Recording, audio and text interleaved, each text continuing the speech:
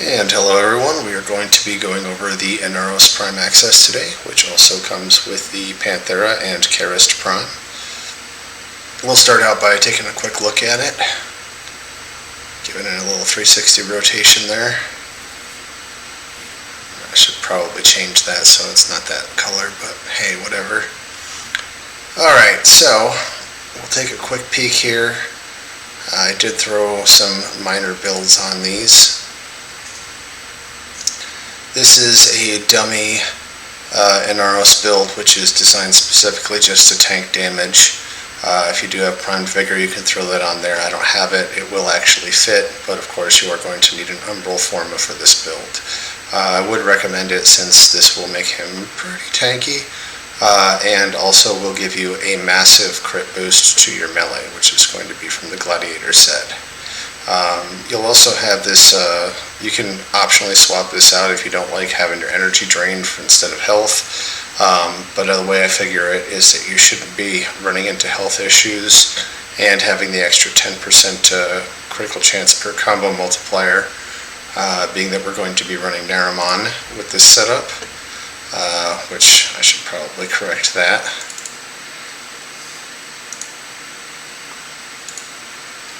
It won't activate here. Let's do it that way. So we'd want to run Naramon. That will give us our combo DK, and that's going to give us an extra 30% total or 10% from that one mod, but you could optionally swap that out for something else if you don't like that idea. But the extra 10% works out to 120% crit when you're at 12 combo. Optionally, you could swap out Strike for Arcane, what's the one for armor there? I forget what it's called. Guardian. That would be a viable option. I tend to prefer having the extra strike speed.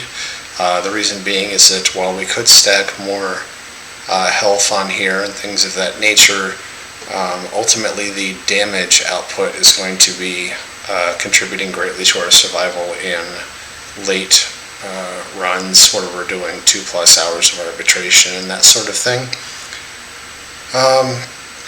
So that'll take care of the builds for Inaros, and then we'll take a look at the Panthera Prime. This I didn't really put a real build on. This is just a quick status applicator build. It's not min-maxed. I would not recommend this build if you're serious about using this weapon. But it will work fine enough for leveling it or putting it in any particular content that's not Steel Path or arbitrations. The Prime also, since this is a dagger, I literally just put a leveling build on here. That's good enough for me.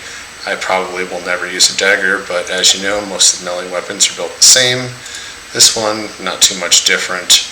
If we were going to take a look at the base stats, we'd see crit chance is all right, you know, the range is abysmal, of course, and, you know, the attack speed's pretty good, and, you know, obviously it starts with a garbage ribbon dispo until it gets pumped up a little bit.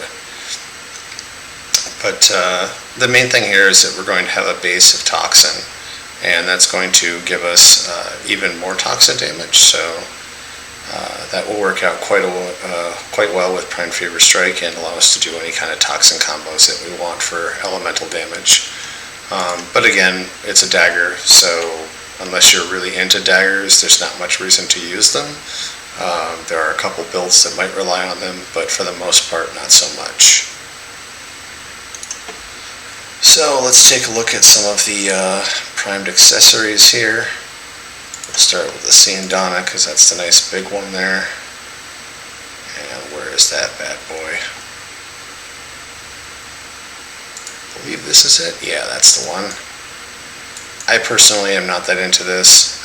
It's the circular nature kind of, to me, conflicts with the elongated, exaggerated nature of Inaros. Looks kind of ugly on him. Might work on some other frame, but it also looks kind of shiny and plasticky. Not a big fan of that. And then we'll leave that on. Go back there. Where were we?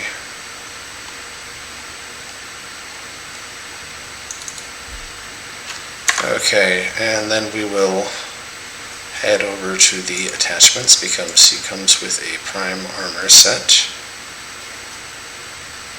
which is going to be the, what's it called? Mitok. Alright. And we'll stick these on him, see how that works.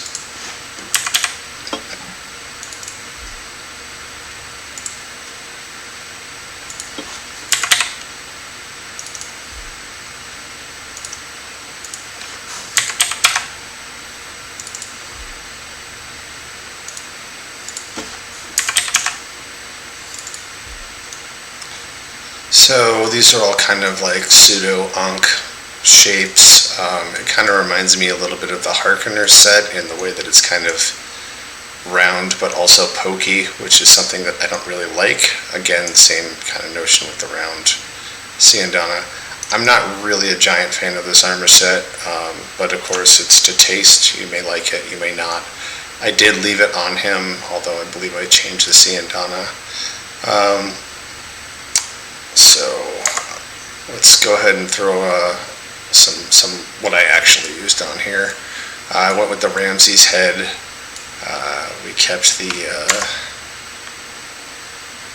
let's throw these back to where they were.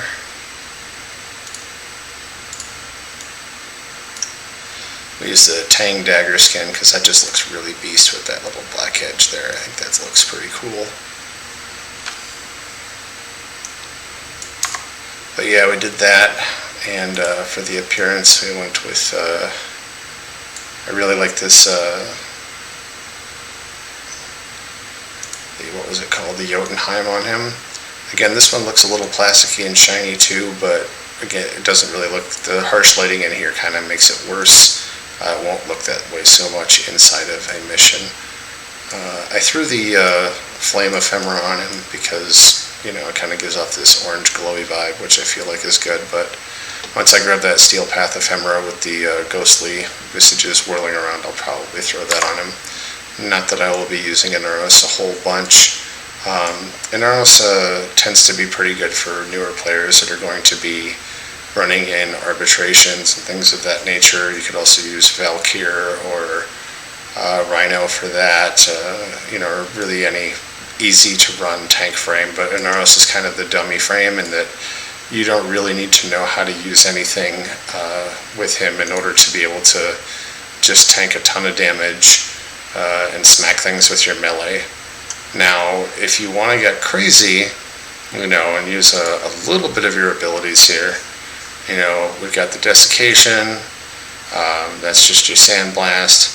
The Devourer, this one's going to be the one that some people will use because it's going to regen your health. Sandstorm, this is just generally not worth it ever. And Scarab Swarm, could be useful. His passive is kind of nice too, in that if you fall down you can get back up, but if you're using a decent build, anything that will be killed by this passive is not something that will kill you. So it's essentially useless unless you're really early in MR, happen to get a hold of Panthera Prime and use him for, say, running the Star Chart or something like that. But that'll take care of that. That's the new weapons, new items. So as with all things, if you are going to look into purchasing this bundle rather than earning it, take a peek at the notion of what you are actually looking at. When you're looking at Prime Access, you're buying the Platinum, not the items. Just look at it that way. Do you want to buy a bunch of discounted Plat and also get some items thrown in? Okay. If not, then skip it. Because you can always farm these things yourself for free. If you're not sure how, you just go right over to your little Void Relic area. Let's try typing in Inaros and see what pops up. We've got these 4 relics, and we'll see that we have our systems in Lith. We have our blueprint in Axie. We have our gold drop, that's going to be the Neuroptics and the Meso. So that's the one you're going to want to Radiant. And we have in the Neo realm the chassis. So as with all relics, we're going to want to look at farming those as quickly as possible. So in order to do that, first you're going to want to use a speed frame such as Volt, Titania, Wukong, and then you're going to want to run, now these are, if you have access to them. If you don't, there are lots of other options, but just quickest way to farm these. For Leth Relics, you're going to go to Hepit. For Meso and Neo, you're going to go to Ukko in the Void. All of these are in the Void so far. And any speed frame, Volt, Titania, Wukong are good options. You're just going to run the capture as quick as you can. You can do it solo, you can do it in a group, it doesn't matter. I would recommend doing it solo because it'll be a little bit faster to extract and reset. For those three anyway. Moving on to the Axes, however, you're going to want to use a group or a pug, or you can run it solo if you're geared for that. And that's going to be using any tankier frame or tankier build on a not tank frame, and you're going to run the what's it called on the moon there, Apollo on Lua. And once you do that, you're running a disruption mission, so you're going to need to bring out enough damage output to take down the Demolists. For the first round, you're going to want to protect 4, second round 3, third round 2, and then from fourth forward 1, and for the rest of time until you decide you're done running the mission. And that will get you your Axie Relic drop. Will it be the Axie you want? Maybe, maybe not. We'll see. But that'll get you an Axie Relic drop. So just run those a bunch. Alternately, one of my favorite methods of farming relics is to, of course, have your sigil equipped, passively gain standing for your syndicates, and once your syndicate is set up to 20,000 or more, you view your offerings, and you look at your relic pack. 3 random relics, 1 guaranteed rare, and yeah, so let's go ahead and buy some of these for fun. See if we get any Inaros relics. So we got 1, the Meso, that's nice. We'll have to radiant that up.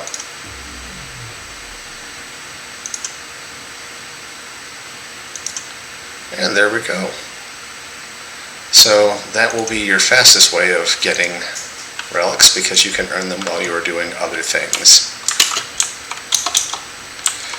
And that will be our quick look at Panthera Prime. Hope you liked the video. If you do, please give a like and subscribe. And take care, Tenno.